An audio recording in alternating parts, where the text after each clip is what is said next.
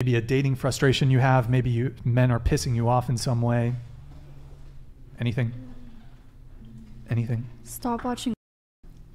Oh. Agree. Agreed. Wait, what's your take on that? Like, why do you disagree with watching? It's just like ultimate lust after something that like doesn't bring anything, and from that you can kind of like lack intimacy with your partner because you're always lusting after something else.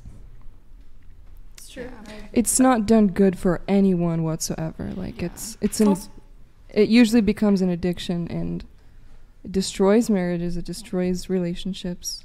It's also made really unrealistic standards for people, and I think that's just like. How so? What do you mean?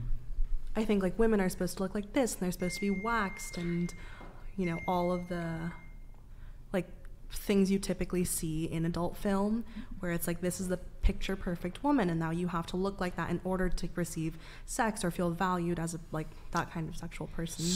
So you're not a fan of waxing, is what you're telling us? I'm not saying that, but I think that because of like these adult kind of things, it's made women like social media, how it's made like this picture perfect woman, that like these are the standards you now have to try to obtain in order to feel attractive or to be like a socially or attractive person.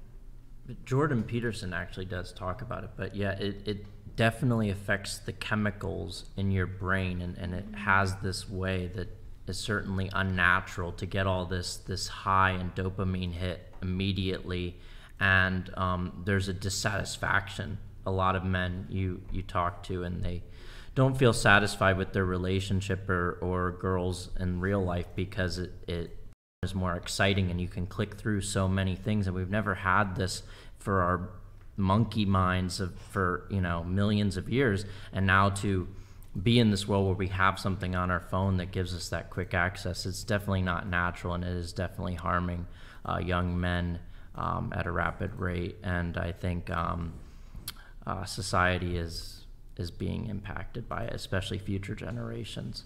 And I also feel with the rise of like OnlyFans and everything, so many people will make you sound like you're crazy if you're like, I don't want my partner to watch porn, and then that is just bad, like being gaslit by whole society. You were saying, go ahead. I was just gonna say, I agree. It's seen as like jealousy for some reason. Yeah, but no, it's crazy. Yeah, if anything, it just means you care about them. Yeah. Yeah, the fact that I'm jealous and don't want him doing certain things means that I love him. Like, if you don't care what your partner does at all, like whatsoever, it's like, well, then you don't really care about them at all. Like, you can go hook up with whoever, but money aside, this is different, obviously. But nobody actually wants to be with somebody who's like lusting after someone on a screen all the time, or like scrolling through pictures, liking girls on Instagram, looking at girls on TikTok who are wearing like bikinis and stuff. I mean, post what you want, but if you're with somebody, you obviously don't want your man looking at that stuff all the time. What were you gonna say? I was just gonna say, like, consuming literally decreases like levels of testosterone. As you were saying earlier, that's a huge issue amongst men. And if I could add something, I want to add on to what he was saying about the youth.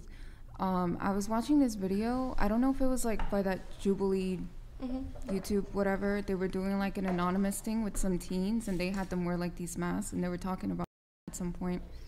And one of these young men were saying how they watch so much, like a lot of them were addicted, and they go through so many pages, and then nothing appeals to them, so they resort to something more aggressive, like transgender, and like just things that they would normally not watch, because nothing will suffice at that point. That's happened to me. Like, and I'm a woman, so yeah. I was actually in a relationship, and I found out that like my partner was cheating on me with a guy, and he wasn't even gay. I was like, damn, that's crazy. Wow. You want to comment on that? That's crazy. I would like to hear more about that. Actually, that's pretty crazy. It was Wait, why do you want treacherous. your boyfriend to comment about that? Do I? Did you? I've not slept with a guy. No.